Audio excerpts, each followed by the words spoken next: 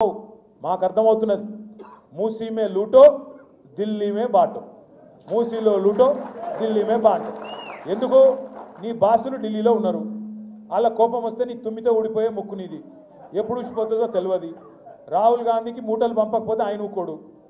మళ్ళీ పైన ఇంకా ప్రియాంక గాంధీ గారు ఉన్నారు ఇంకా చాలామంది పెద్దలు ఉన్నారు వాళ్ళకి మూటలు పంపాల్సిందే పంపాలి అంటే మీకు తెలుసు కోకాపేట ఇక్కడ మీకు యాదికుండాల రాజేంద్ర నగర్లో కోకాపేట ఉన్నది ఇలా కోకాపేట భూములు ఎంత ఖరీదైనాయో మా వెంకటేష్కి తెలుసు బాగా ఖానాపూర్లకు కోకాపేటలకు నార్సింగోళ్లకు మణికొండలకు మీకే తెలుసు భూముల విలువ ఆనాడు ఎంత 2014లో ఈరోజు ఎంత అయితే విచిత్రం ఏంటంటే మాకు ఎక్కడ ఆశ్చర్యం అనిపిస్తుంది అంటే కోకాపేటలో ఆనాడు కొన్ని భూములు నియోపోలిస్ అని పెట్టి దాన్ని ఆ మూవీ టవర్స్ పక్కన డెవలప్మెంట్ చేసి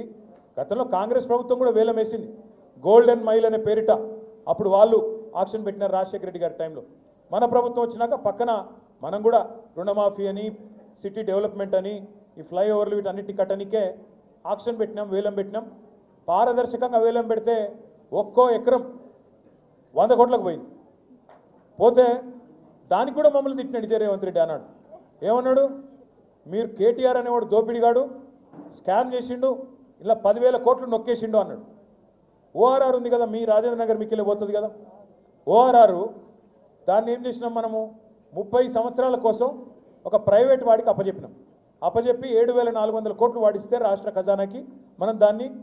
అభివృద్ధి సంక్షేమ కార్యక్రమాలకు వాడుకున్నాం ఆ రోజు కూడా నా మీద ఆరోపణ చేసిండు రేవంత్ రెడ్డి 1,00,000 కోట్లు రావాలి మనకి ఓఆర్ఆర్లో వీళ్ళు అడ్డికి పావుషేర్ అమ్ముకున్నారన్నాడు నేను వాళ్ళు రేవంత్ రెడ్డి గారిని ఒకటే అడుగుతా ఉన్నా అయ్యా ఆనాడు అపోజిషన్లో ఉన్నప్పుడేమో మాట్లాడుతుంది ఓఆర్ఆర్ 1,00,000 కోట్లు రావాలా అంటివి మళ్ళీ ఇవాళ నువ్వే మున్సిపల్ మంత్రివి తెచ్చి చూపెట్టు నేను వద్దన్నానా క్యాన్సిల్ చేయి ఓఆర్ఆర్ టెండర్ క్యాన్సిల్ చేయి నేను తప్పు చేసినా రుజువు చేయి నేను వద్దన్నానా నేను తప్పు చేస్తే నువ్వు శిక్షించు వద్దనట్లేదు అట్లాగే నువ్వే అంటివి కదా కోకాపేట భూముల స్కామ్లో నేనేదో డబ్బులు దొబ్బినాను మరి నువ్వెందుకు అమ్ముతున్నావు ఇవాళ భూములు నేను చేసిన తప్పే అయితే నేను అందులో స్కామ్ చేసిన మాట వాస్తవమే అయితే నువ్వు ఆ రోజు వాగిన వాగుడులో అర్థం ఉంటే ఇవాళ ఎందుకు చర్యలు లేవు ఎందుకు నువ్వు దాని మీద ఎంక్వైరీ చేయట్లేదని అడుగుతా ఉన్నా ఎందుకు వాటిని రద్దు చేయట్లేదు ఆ రోజు అల్లం అన్నది ఇవాళ బెల్లమైందా నీకు నేను అడుగుతా ఉన్నా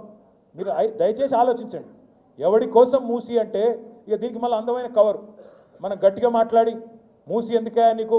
ఢిల్లీలో మూటలు వంచనిక పునరుజ్జీవం చేయాలంటే కేవలం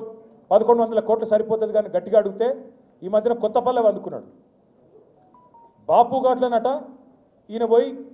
భారతదేశంలో కాదు ప్రపంచంలో అతిపెద్దదైన మహాత్మా గాంధీ విగ్రహం పెడతారంట ఈయన ఎవరు రేవంత్ రెడ్డి గారు మహాత్మా గాంధీ విగ్రహం పెడతాను అనగానే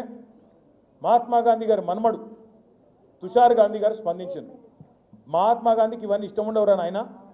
చాలా మంచోడు ఆయన ఎన్నడూ ఆయన విగ్రహాలు ప్రపంచంలో పెద్ద విగ్రహాలు 1,000 కోట్ల విగ్రహాలు పెట్టాలని నేను కోరుకోలేదు వాటిని పేదవాళ్ళ కోసం వాడు స్వామి నువ్వు పెట్టకో అని ఆయన చెప్పినాడు కానీ మహాత్మా గాంధీ గారు తప్పకుండా ఎక్కడున్నారో కానీ ఆయన ఆక్రోషిస్తూ ఉండింటాడు ఎందుకంటే రేవంత్ రెడ్డి గారు గాడ్సే శిష్యుడు ఆయన నాథురామ్ గాడ్సే ఆర్ఎస్ఎస్ వాడు ఆర్ఎస్ఎస్ గాడ్సే గారి శిష్యుడు ఈ వ్యక్తిని పేరేమి రేవంత్ రెడ్డి ఇవాళ ఎట్లున్నదంటే గాంధీ విగ్రహాన్ని గాడ్సే పెడతానంటే ఒప్పుకుంటామా సార్ నాకు అర్థం కాదు మనం గాడ్సే లాంటి వాడు గాడ్సేకి వారసుడు ఈయన వచ్చేట గాంధీ గారి విగ్రహం పెడతాడట అది కూడా బాపు ఘాట్లో రేవంత్ రెడ్డి గారికి నేను ఒకటే చెప్తా ఉన్నా నువ్వు గాంధీ విగ్రహాన్ని అడ్డం పెట్టుకొని మూసీ ప్రాజెక్టు అని దాన్ని కలరింగ్ ఇచ్చి మళ్ళీ దానిలో కూడా రేట్లు పెంచి దానిలో కూడా డబ్బులు దొప్పుకుంటానంటే ఇది సమంజసం కాదు మహాత్మా గాంధీని అడ్డం పెట్టుకొని శిఖండిలాగా నువ్వు వెనకాల ఉండి రాజకీయం చేస్తానంటే మంచిది కాదు తప్పకుండా ప్రజలకు వాస్తవం